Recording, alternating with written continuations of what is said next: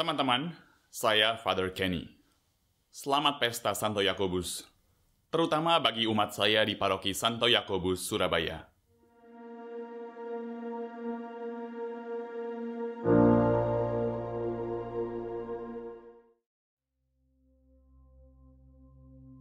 Pernahkah kamu melihat lukisan atau patung Santo Yakobus tua yang kita rayakan hari ini?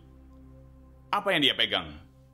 Hampir selalu kamu akan melihat dia memegang tongkat peziarah. Semasa hidupnya, Tuhan kita memanggil Santo Yakobus untuk melakukan dua hal. Pertama-tama, Tuhan Yesus memanggil Santo Yakobus untuk meninggalkan perahunya dan pergi sampai ke ujung bumi untuk mewartakan Injil. Yakobus adalah seorang peziarah yang pergi sampai ke Spanyol dari Yerusalem untuk menaburkan benih-benih kekristenan. Kita semua mencintai situasi yang nyaman. Kita tidak mau meninggalkan perahu kita. Kita tidak mau kehilangan teman-teman kita, uang kita, dan kenyamanan kita. Tapi terkadang, Tuhan bisa meminta kita untuk meninggalkan perahu kita demi Dia. Siapkah kita? Bisa jadi, hari ini suara Roh Kudus mendorong kamu untuk menghubungi seorang teman dan membawanya kembali ke gereja karena dia sudah lama tidak pergi ke misa atau mengaku dosa.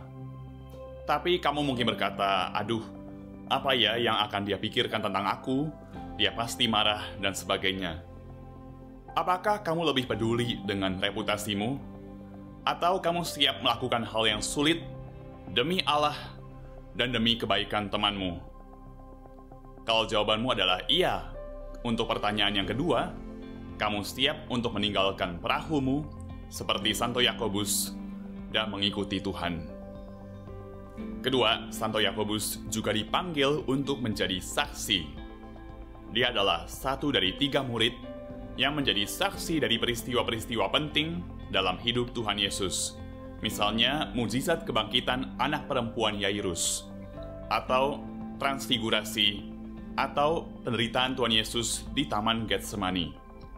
Tapi jangan lupa, kata dalam bahasa Yunani untuk saksi adalah martir. Di antara para rasul, Santo Yakobus tua adalah yang pertama yang menyerahkan hidupnya untuk Tuhan. Dia dipenggal kepalanya pada tahun 44 sesudah Masehi atas perintah Raja Agripa yang pertama. Allah juga memanggil kamu dan saya untuk menjadi saksi. Kamu pasti pernah merasakan kebaikan Allah dalam hidupmu, betul? Saatnya untuk membagikannya kepada orang lain.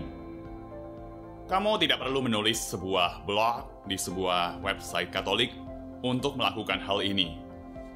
Keceriaanmu dan sikap yang penuh syukur yang kamu miliki berbicara lebih keras daripada 1000 kata. Karena itu, tersenyumlah, bersyukurlah kepada Allah, dan berterima kasihlah kepada orang lain. Teman-teman, marilah kita memohon bantuan Bunda Maria. Bunda Maria menampakkan diri kepada Santo Yakobus di Saragossa, Spanyol, untuk menghiburnya, karena begitu banyaknya kesulitan yang harus dia hadapi selama dia menyebarkan Injil di tanah itu.